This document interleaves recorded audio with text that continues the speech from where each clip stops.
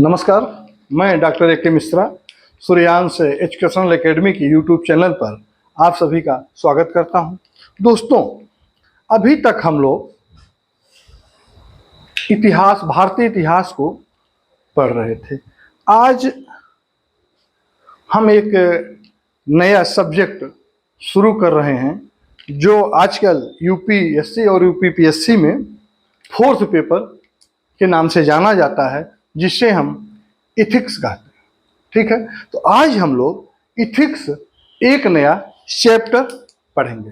ठीक है, उसके अंतर्गत हम लोग जो पढ़ेंगे इथिक्स, इंटेग्रिटी एंड एप्टीट्यूड।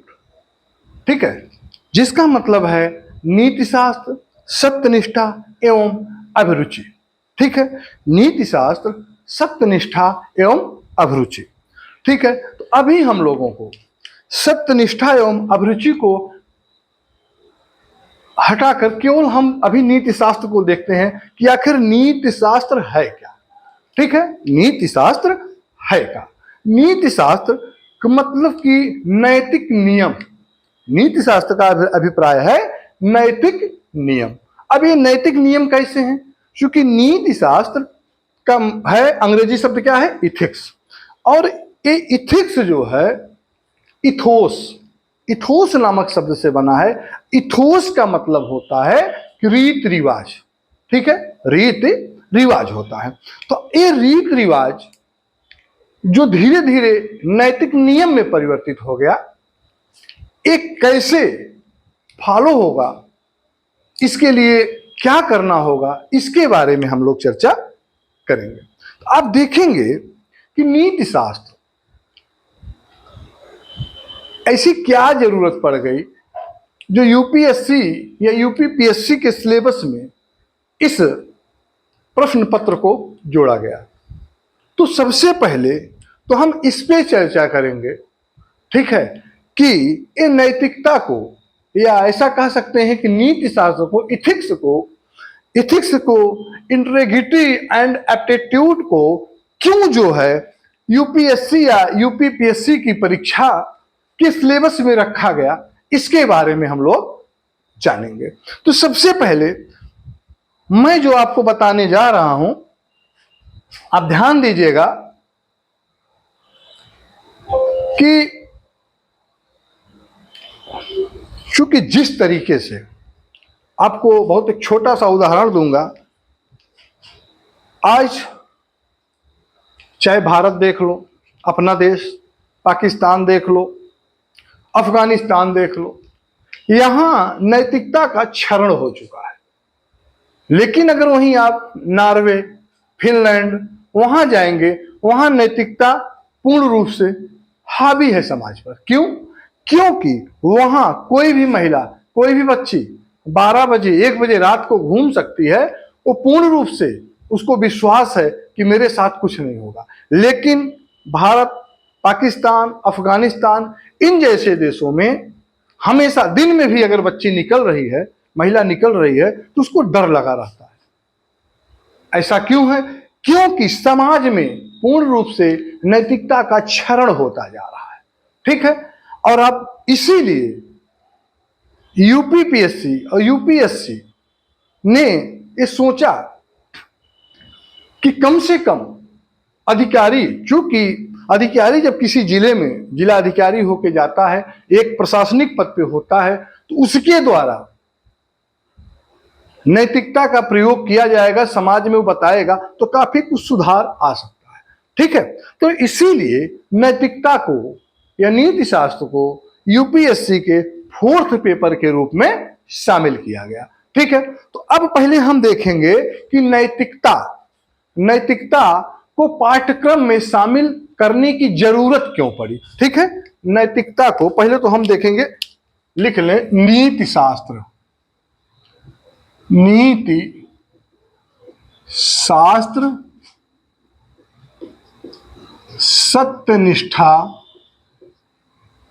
सत्यनिष्ठा एवं अभिरुचि।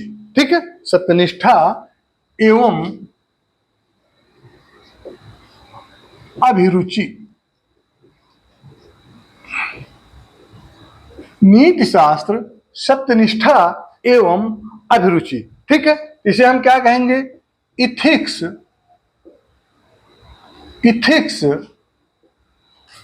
ठीक है, इथिक्स, इंटेग्रिटी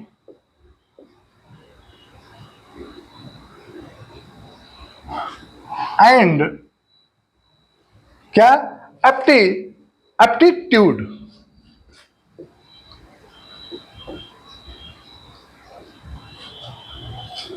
ठीक है, इथिक्स, इंटेग्रिटी एंड एप्टीट्यूड। ठीक है, अब आप देखेंगे नीति शास्त्र, तो इसके बारे में हम चर्चा बाद में करेंगे। पहले तो हम इस पे चर्चा करेंगे कि नीति शास्त्र को, नैतिकता को यूपीपीएससी या यूपीएससी के सिलेबस में क्यों शामिल किया गया। ठीक है, तो देखेंगे हम पहले क्या? नैतिकता को, नैतिकता को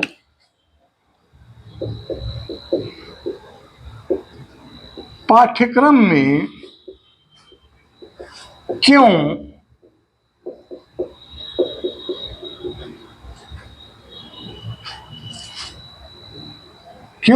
शामिल किया गया।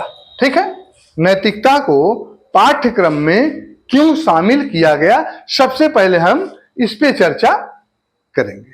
तो देखेंगे कि इस विषय को शामिल करने का उद्देश्य क्या था। हम लिख लेते हैं, इस विषय को, ठीक है, मतलब इस विषय में नीति शास्त्र, इस विषय को का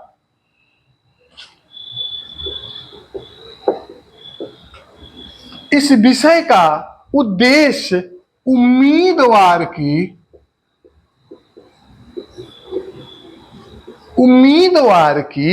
सभी प्रासंगिक समस्याओं, सभी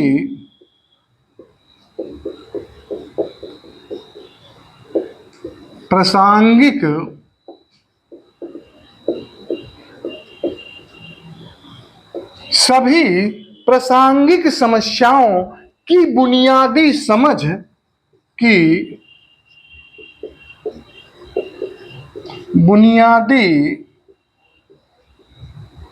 ठीक है, बुनियादी समझ और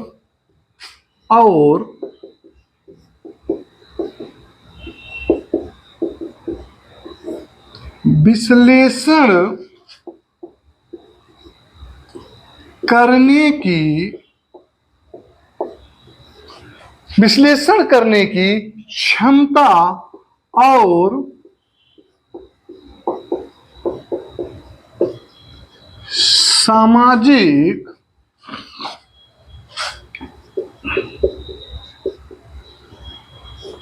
सामाजिक आर्थिक लक्ष्यों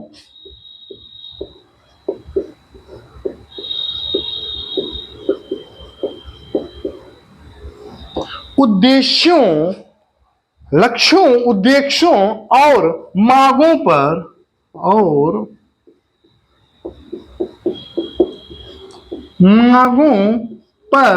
क्या करना है? अपने पक्ष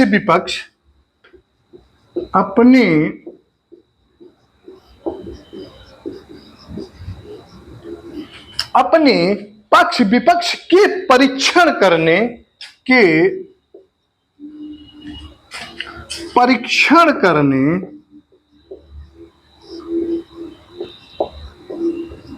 ठीक है, परीक्षण करने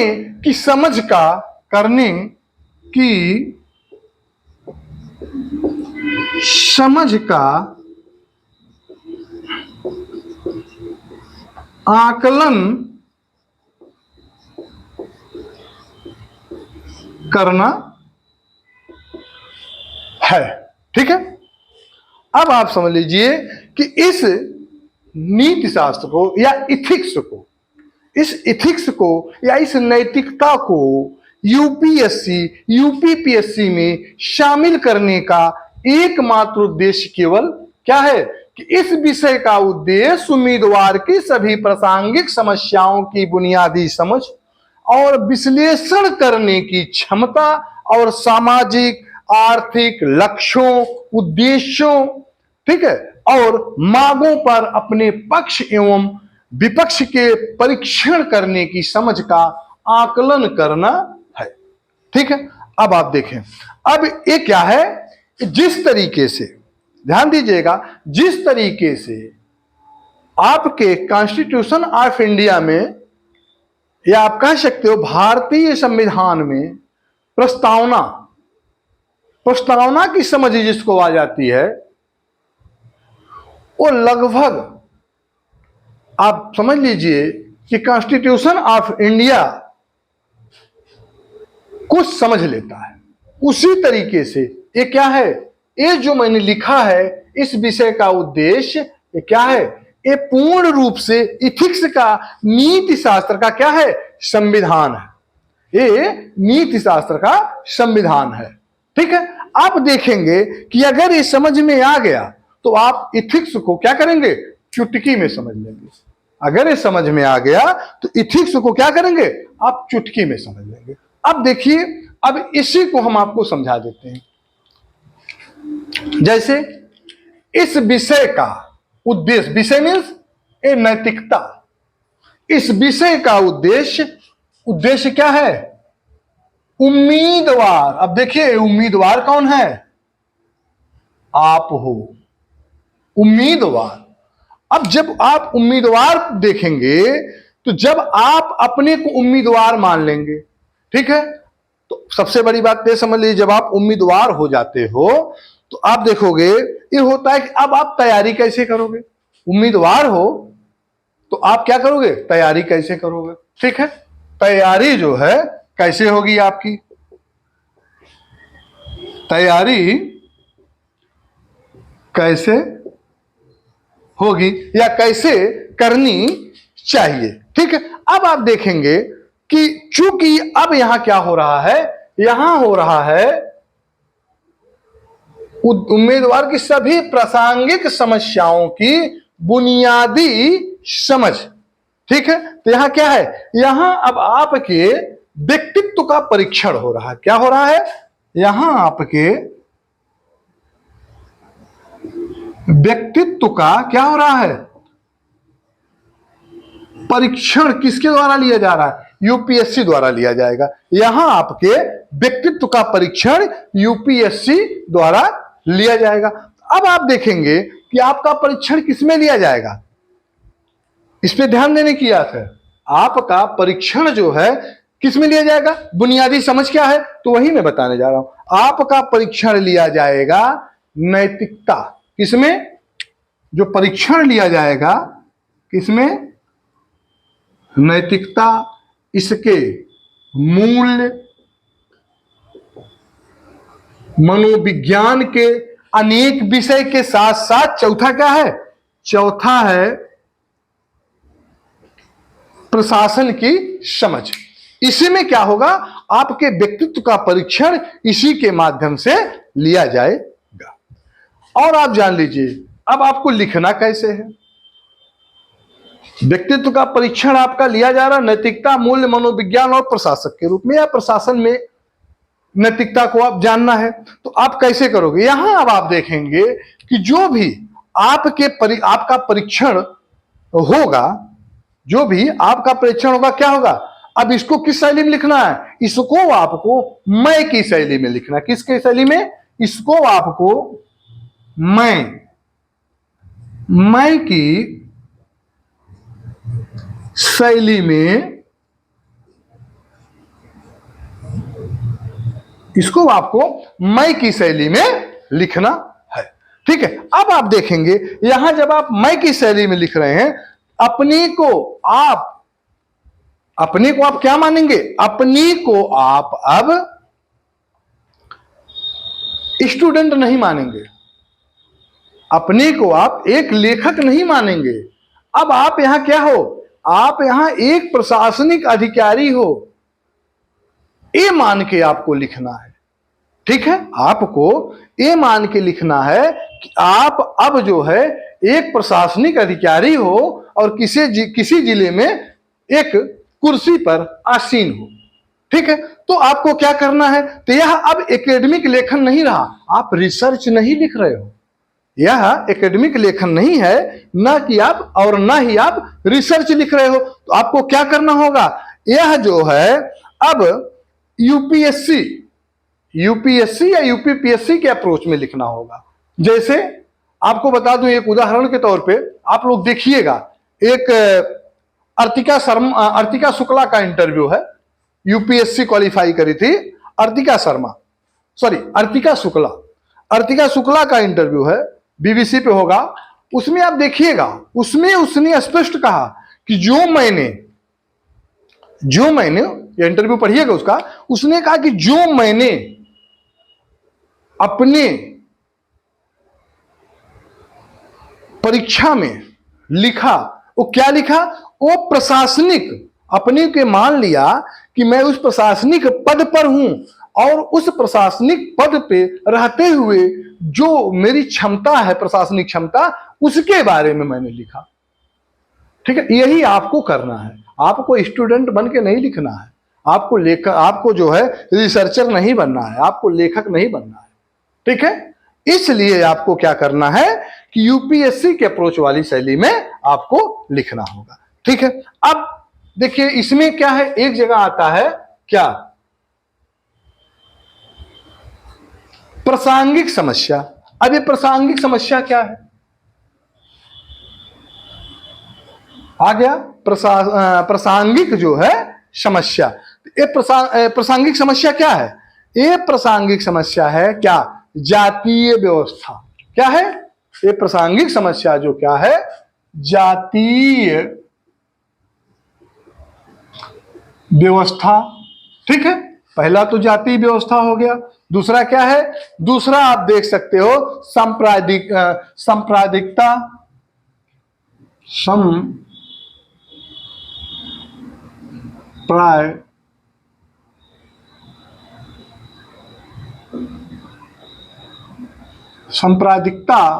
तीसरा क्या है, मॉब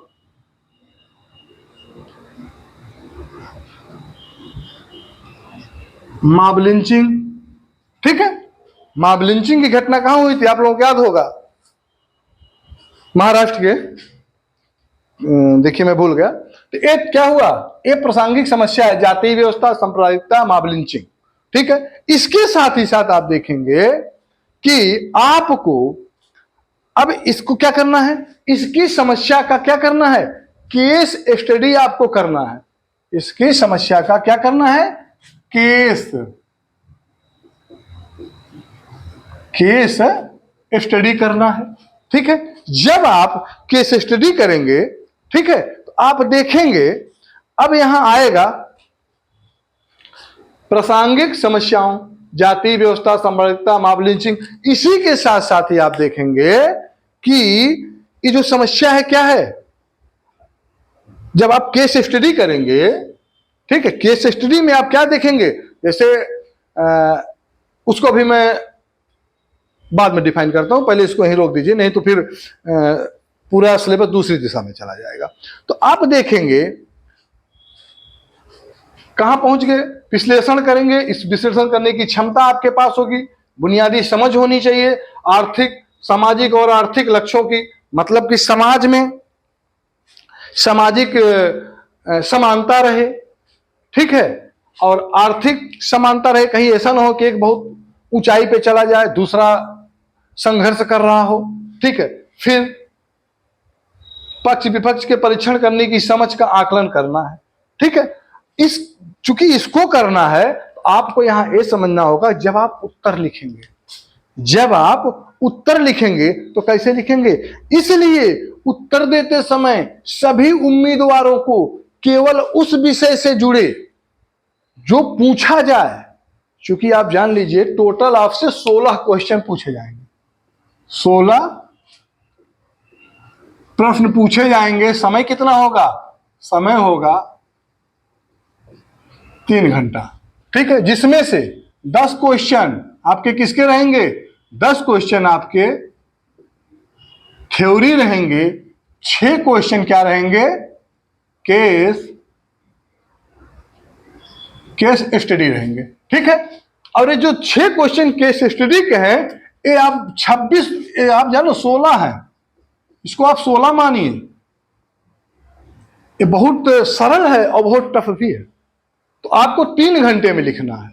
इसलिए आपको क्या करना है कि उस विषय से जुड़े प्रासंगिक, जैसे देश काल परिस्थिति, देश काल परिस्थिति में सर्वोत्तम या उपयुक्त जो है, जो बुनियादी समझ हो, ठीक है। देश काल परिस्थिति में सर्वोत्तम बुनियादी समझ को इसमें लिखना है। सार्थक आप जान ही रहे हो, सार्थकता ईमानदारी के साथ, ठीक है। और साथ ही साथ संक्षिप्त, मतलब कि सीमित मात्रा में। सीमित मात्रा में, सीमित मात्रा में कैसे आप लिख पाओगे? सबसे अच्छा तरीका है ड्राईग्राम पे लिखना, ठीक है। जब ड्राईग्राम पे आप लिखोगे कोई भी, मैं आगे बताऊंगा, ठीक है। अब जैसे एक चीज और ध्यान दीजिएगा, यहां जैसे प्रशासनिक समझ, प्रशासनिक समझ में क्या है?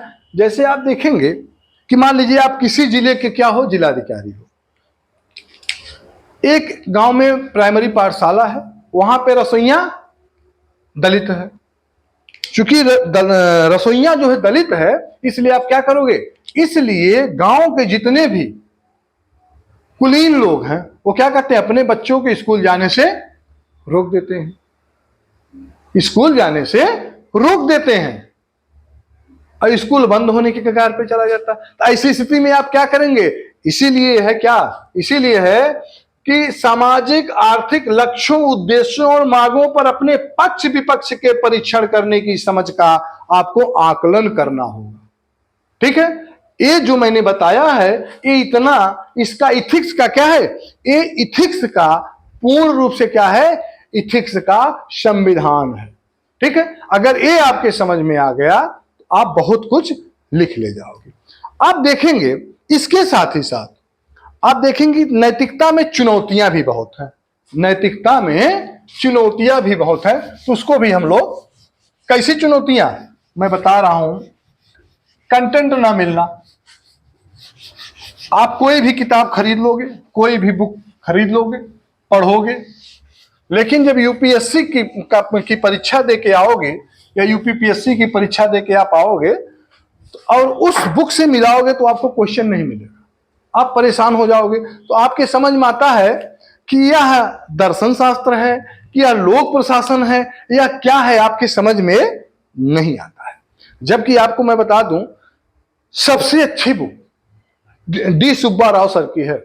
डी सुब्बा राव को आप ले लीजिए, आप बुक, पुस्तक, और आप यूपीएससी का कोई एक ले लीजिए प्रश्न पत्र और मिलाइए, वहां से कुछ नहीं मिलेगा आपको, तो आप परेशान हो जाओगे। इसलिए ये जो इथिक्स है, नीति शास्त्र है, ये आपको रटना नहीं है, पढ़ना नहीं है, ये समझना है। जब आपके समझ में ये आ जाएगा, जब नीति शास्त्र आपके समझ में आ जाएगा तो आप सब लिख जाओ। अगर आप सोचो कि मैं इतनी मोटी बुक ले लूं और रट के जाऊंगा परीक्षा में लिख लूंगा, नहीं लिख सकते आप, ठीक है, आप नहीं लिख सकते। अगर आपको 250 नंबर में आपको 150, 10 प्लस 10 माइनस तक लाना है, तो आपको इसको समझना पड़ेगा। अगर आप नहीं समझ सकते हो तो आप सफल नहीं हो सकते। इसलिए आप देखेंगे कि परेशानी क्या है? संसाधनों, पुस्तक में संसाधन मैंने बता दिया। फिर इसी के साथ ही साथ इसमें दिए जाने वाले प्रश्नों का जब उत्तर देते समय एक जो अभ्यर्थी है या एक उम्मीदवार जो है, उसकी क्या है? प्राकृतिक या तटस्थ राय और संतुलित विचारधारा के साथ किसी विषय पर अपनी समझ या अपनी विषय पर अपनी बात समझाना भी चुनौतीपूर्ण होता है, ठीक है। इसीलिए आप देखेंगे कि आपको स्वयं क्या करना पड़ेगा? आपको स्वयं को संसाधन प्रबंधक बनना पड़ेगा। स्वयं को संसाधन प्रबंधक बनना पड़ेगा तथा अपनी राय स्वयं देनी होगी। ठीक है, अब हम लोग देखते हैं कि जो हमारा सिलेबस है क्या है सिलेबस। सिलेबस जो है ये तो हमने अपना बता दिया, इथिक्स, इंटेग्रिटी एंड एप्टीट्यूड।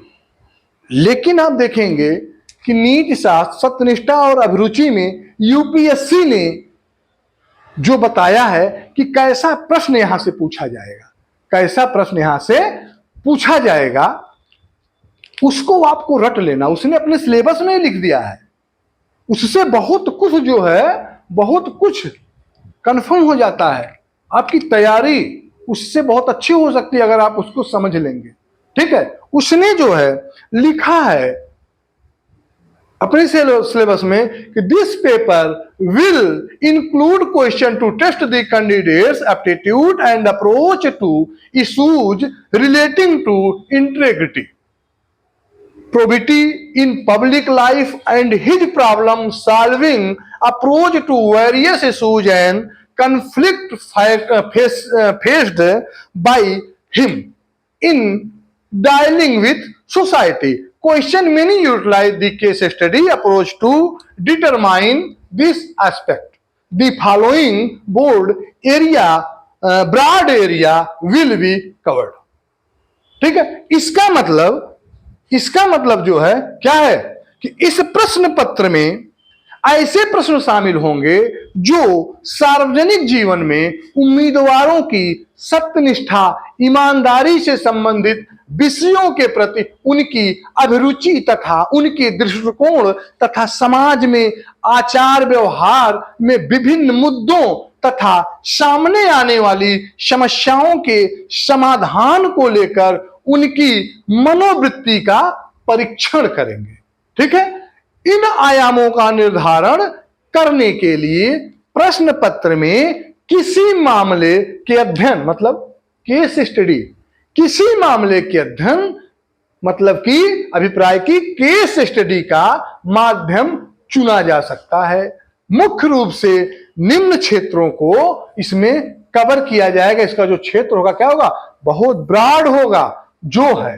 तो हम लोग पहले तो जो चौथा पेपर 8 यूनिट में बटा है, 8वां यूनिट जो है ये सातों पे केस स्टडी आपको करना है। ठीक है, तो 8 यूनिट में बटा है। तो हम लोगों का पहला यूनिट होगा, पहले तो हम यूनिट जान लेते हैं, बाकी नेक्स्ट वीडियो में यूनिट वाइज हम लोग चर्चा करेंगे। मैक्सिमम इस पर 20 या 25, मैक्सिमम 25 लेक्चर में आपका इथिक्स आपके समझ में आ जाएगा, ये मेरी गारंटी है। ठीक है, लेकिन मेरे साथ चलिएगा। आप कंटेंट खोजिए, आप खुद जो है प्रबंधक बनिए। लेकिन बहुत ऐसी बुकें मार्केट में हैं जिसको आप लेके पढ़ेंगे लेकिन वहां से कुछ आना नहीं। हम आपको बताएंगे कुछ ऐसे ट्रिक, उसके अनुसार जब आप इसका अध्ययन करोगे आपके समझ में बहुत कुछ आ जाएगा। ठीक है, मैं बताऊंगा how to learn and read to ethics, मैं बताऊंगा। बट पहले हम लोग सिलेबस को देख लेते हैं। ठीक है, तो हमारा जो सिलेबस है, जो चौथा पेपर है, क्या है, नीति शास्त्र, सत्यनिष्ठा एवं अभिरुचि, इथिक्स, इंटेग्रिटी एंड एप्टीट्यूड। ठीक है, अब इसमें यूनिट एक जो है आप देखेंगे, इथिक्स एंड ह्यूमन इंटरफेस, मतलब कि नीति शास्त्र तथा मानवीय सह संबंध। पहला यूनिट क्या है, यूनिट 1 क्या है, नीति शास्त्र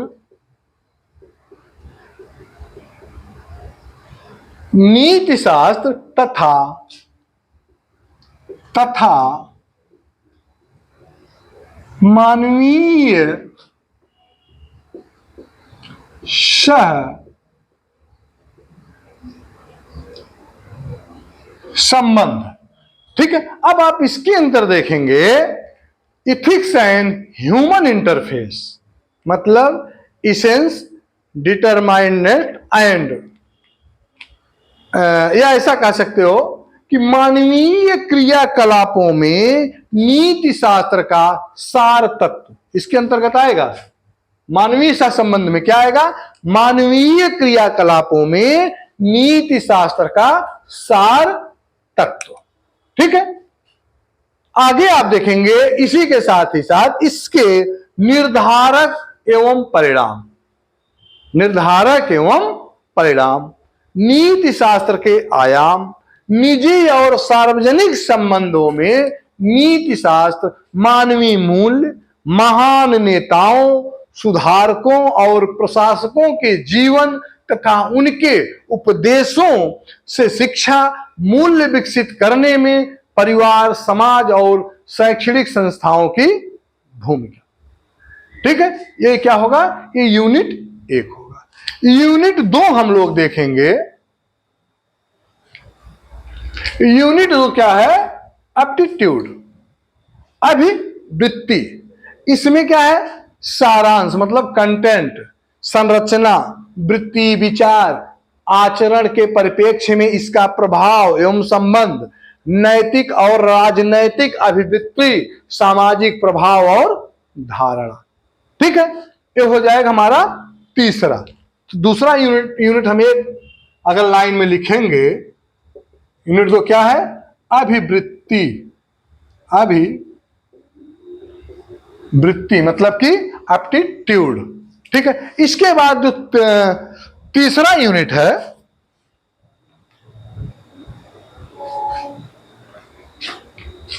अभिवृत्ति, एटीट्यूड है। एटीट्यूड और क्या है? अभिवृत्ति। फिर है क्या? एप्टीट्यूड। फिर क्या है? तीसरा यूनिट है एप्टीट्यूड, मतलब कि सिविल सेवा में अभिरुचि बुनियादी मूल्य। ठीक है, aptitude and foundational values for civil services, integrity, impartiality and non-partisanship, objectivity, dedications to public service, empathy, tolerance and compassion toward the weaker section। मतलब कि इसका मतलब हो गया कि सिविल सेवा के लिए अभिरुचि, बुनियादी मूल्य, सत्यनिष्ठा, भेदभाव रहित तथा गैर तरफदारी, निष्पक्षता, सार्वजनिक सेवा के प्रति समर्पण भाव, कमजोर वर्गों के प्रति सहानुभूति, सहिष्णुता तथा संवेदना। ठीक है, ये हो गया हमारा तीसरा यूनिट। ठीक है, तो इसमें केवल हम इतना लिख सकते हैं कि सिविल सेवा के लिए अभिरुचि, बुनियादी मूल्य। यूनिट 3 सिविल सेवा के लिए अभिरुचि, बुनियादी मूल्य। ठीक है, फिर आप देखेंगे सत्यनिष्ठा, भेदभाव रहित, इतना जानिए। इसके बाद हम देखेंगे चौथा यूनिट, यूनिट 4। यूनिट 4 में हम लोग देखेंगे इमोशनल इंटेलिजेंस, मतलब कि भावनात्मक समझ।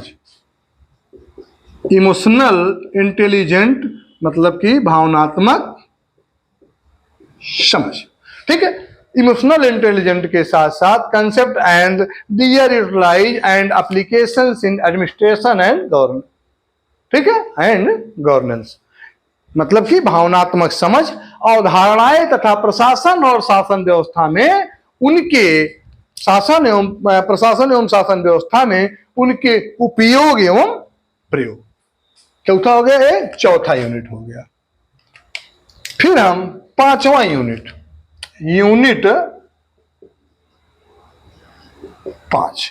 यूनिट 5 के अंतर्गत हम देखेंगे, क्या देखेंगे कि contribution of moral thinkers and philosophers from India and world, Bharat तथा विश्व के नैतिक विचारकों तथा दार्शनिकों का योगदान।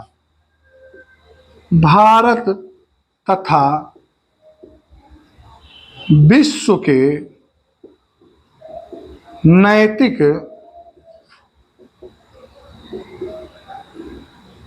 भारत तथा विश्व के नैतिक विचारकों तथा दार्शनिकों का योगदान। ये हो जाएगा हमारा पांचवा। फिर हम छठा देखेंगे, यूनिट 6। यूनिट 6 में हम लोग देखेंगे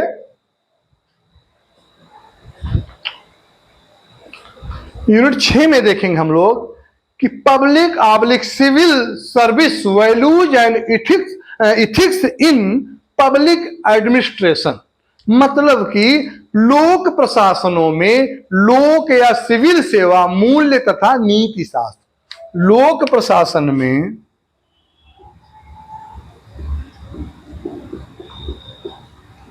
लोक सिविल सेवा, लोक सेवा या सिविल सेवा मूल्य तथा नीति शास्त्र, सेवा के मूल्य तथा इथिक्स, मतलब कि नीति शास्त्र। ये हो गया क्या, छठा। सातवां हम देखेंगे, जो सातवां यूनिट है, सातवां यूनिट होगा हम लोगों का probity in governance. Probity in governance मतलब कि शासन व्यवस्था में ईमानदारी। शासन व्यवस्था में ईमानदारी, ठीक है। इसके अंतर्गत आप देखेंगे लोक सेवा की अवधारणा, शासन व्यवस्था और ईमानदारी का दार्शनिक आधार, सरकार में सूचना का आदान प्रदान और पारदर्शिता, सूचना का अधिकार, नीति परक आचार संहिता, आचरण संहिता, नागरिक घोषणा पत्र, कार्य संस्कृति, सेवा प्रदान करने की गुणवत्ता, लोक नीति का प्रयोग, भ्रष्टाचार की चुनौती। इतना हम किसमें देखेंगे, यूनिट 7 में। यूनिट 8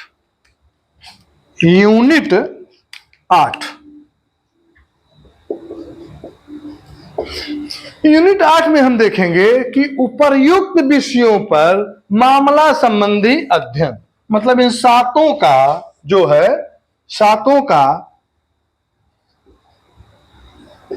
उपर्युक्त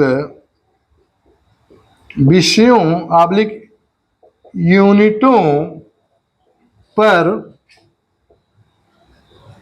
मामला या मामले का अध्ययन, मतलब कि केस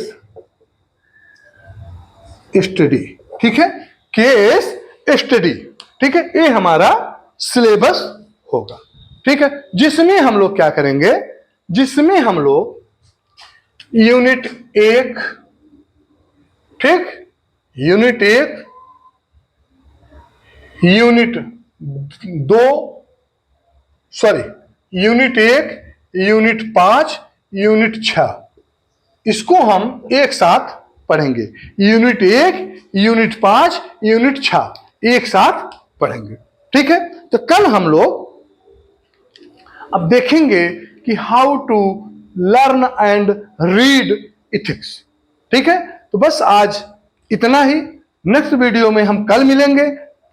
बस आप लोगों से निवेदन है कि अगर आपको यह अच्छा लगे, इथिक्स जो मैंने सामान्य चर्चा में इथिक्स को बताया है, अगर आप लोगों के समझ में आए तो इसको लाइक करिएगा, सब्सक्राइब करिएगा, लोगों तक पहुंचाइएगा, मेरा हौसला बढ़ेगा। और मैं आपको विश्वास दिलाता हूं कि मैक्सिमम 25 लेक्चर में इथिक्स आप अच्छे से जान लोगे। इन्हीं शब्दों के साथ बहुत बहुत धन्यवाद।